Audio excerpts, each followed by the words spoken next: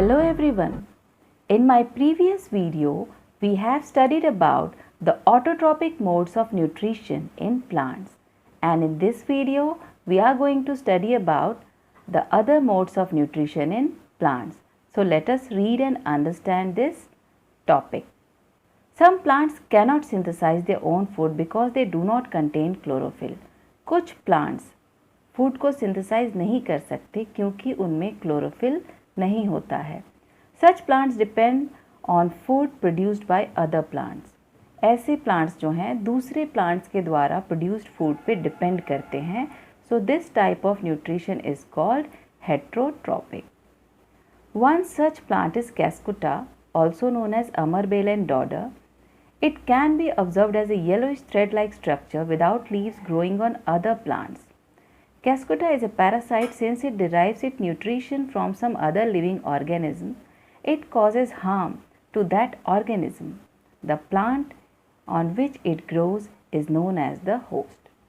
Cascuta एक yellow thread like structure जैसा दिखता है जो दूसरे प्लांट्स के ऊपर ग्रो करता है. ये एक पैरासिटिक प्लांट है जो पूरा फूड अपने होस्ट बॉडी से, जिस प्लांट पे वो ग्रो करता है, उससे एब्जॉर्ब करता है और इस तरह से उसको नुकसान पहुंचाता है. जिस प्लांट पे ये ग्रो करता है उस प्लांट को होस्ट कहते हैं. Have you heard of insect eating plants? There are plants that feed on insect for their nitrogen requirements. क्या आपने इंसेक्ट ईटिंग प्लांट्स के बारे में सुना है?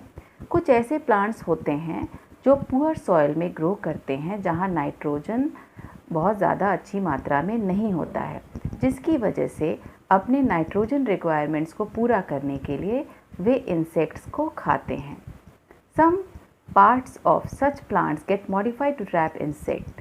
For example, the leaf of the pitcher plant gets modified to form a pitcher with a lid. इस तरह के प्लांट्स के कुछ ऐसे पार्ट्स मॉडिफाइड होते हैं जिससे वे आसानी से इंसेक्ट्स को कैप्चर कर सकें. जैसे कि पिक्चर प्लांट का जो लीफ है ये पिक्चर की तरह, एक सुराही की तरह मॉडिफाइड होता है विद ए लिड. उसका ढक्कन भी होता है. ये प्लांट उसको ओपन या क्लोज कर सकता है. The lid is able to open and close the mouth of the pitcher. The pitcher is lined with downward pointing hairs. When an insect enters, it cannot climb back out against the hairs and ultimately falls to the bottom of the leaf and gets digested by the juices present there. Such insect-eating plants are called insectivorous plant. Pitcher plant के अंदर hair की lining होती है जो downward Poynting होती है, जिसके कारण अगर कोई इंसेक्ट गिर जाता है तो ऊपर नहीं चढ़ पाता है एंड एट लास्ट थक कर वो नीचे गिर जाता है जहाँ डाइजेस्टिव जूसेस होते हैं, जिसमें वो इंसेक्ट डिज़ोल्व हो जाता है और बाद में प्लांट उसको एब्जॉर्ब कर लेते हैं. इस तरह के प्लांट्स को इंसेक्टिवोरस प्लांट कहते हैं. कुछ और इंसेक्टिवोरस प्लांट के एग्जाम्पल हैं रेफ्लेशिया जो बिगेस्ट फ्लावर है and sundew plant. Now we will study about the modes of nutrition of other organisms. Saprotrophic mode of nutrition. Saprose means rotten and trophic means food. Saprotrophic nutrition is the process in which the organism feed on dead and decaying matter. Saprotrophic nutrition में जो organism है ये dead या decaying matter से अपने food को derive करते हैं. ये dead and decaying matter को सीधा खाते नहीं हैं, वो उसको डाइजेस्ट करने के बाद एब्जॉर्ब करते हैं.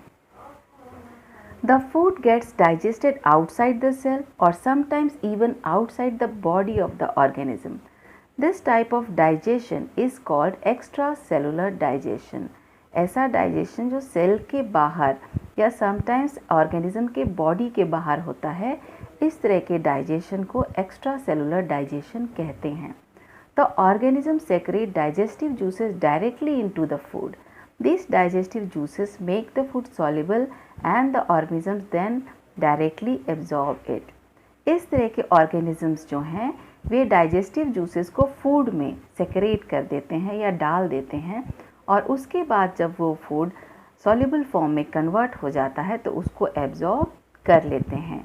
Some organisms which have saprotrophic nutrition are rhizopus, that is bread mold, Mucor, pinmouth, yeast and agaricus, that is a type of mushroom, and many bacteria.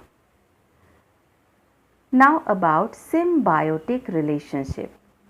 Sometimes two organisms live in a close association and develop a relationship that is beneficial for both. कई बार कुछ organisms ऐसे close association में रहते हैं कि उनका साथ दोनों के लिए बेनिफिशियल होता है. This is called symbiotic relationship. Some algae and fungi live in the roots of trees. They receive shelter and nutrition from the tree. In return, they help the trees to absorb water and minerals more efficiently. कुछ algae and fungi जो है वो plants के roots में रहते हैं और वहाँ उन्हें shelter और nutrition भोजन मिलता है. इसके बदले में वो पेड़ों को पानी और minerals ज़्यादा एफिशिएंटली, ज़्यादा अच्छी तरह से एब्जॉर्ब करने में हेल्प करते हैं. Lichen is a living partnership between fungus and an alga. Lichen जो कि एक लिविंग पार्टनरशिप है फंगस एंड एल्गा के बीच में. The fungus absorb water and provide shelter. Fungus क्या करता है? फंगस वाटर एब्जॉर्ब करता है एंड शेल्टर प्रोवाइड करता है. And alga prepares food by photosynthesis. और एल्गा जो है फूड प्रोवाइड करता है फोटोसिंथेसिस प्रोसेस के द्वारा. इस तरह से ये दोनों ही एक दूसरे के लिए बेनिफिशियल होते हैं. Rhizobium. Rhizobium is a bacterium that lives in the roots of leguminous plant. Leguminous plant दलहन पौधों को कहते हैं जैसे चना, मटर, अरहर, मूंग. इनके रूट्स में राइजोबियम नाम का एक बैक्टीरियम रहता है. It converts nitrogen from the atmosphere into a usable form that can be utilized by the plants. ये फ्री नाइट्रोजन को, एटमॉस्फेयर के फ्री नाइट्रोजन को यूजेबल फॉर्म में कन्वर्ट कर देता है जिसको बाद में ये प्लांट्स अपने रूट्स के द्वारा एब्जॉर्ब कर लेते हैं. The plants in turn provide food and shelter to the bacterium. इसके बदले में प्लांट्स उन्हें फूड एंड शेल्टर देते हैं. How are nutrients replenished in the soil? Soil में, मिट्टी में nutrients वापस कैसे replenish हो जाते हैं? Plants remove nutrients from the soil as they grow. जैसे जैसे plants grow करते हैं, बड़े होते हैं, वे मिट्टी में से nutrients को लेते रहते हैं. These nutrients need to be reintroduced into the soil so that the soil remains productive. ये nutrients दोबारा मिट्टी में रिप्रोड्यूस होने चाहिए जिससे कि सॉइल जो है प्रोडक्टिव बना रहे. Farmers usually enrich the soil by adding manures and fertilisers.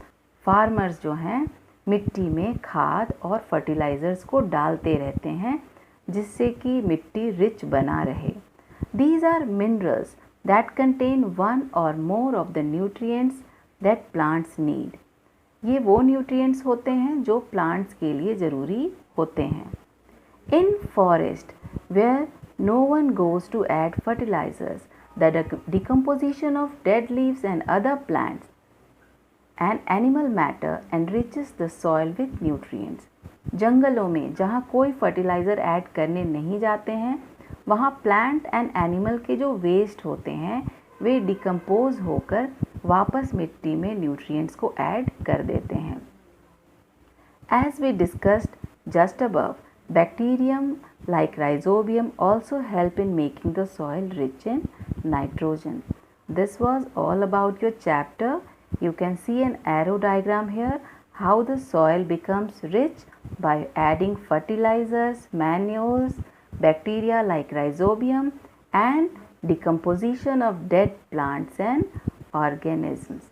This was all about the chapter. In the next video, we will discuss about the question answers. Till then, enjoy learning.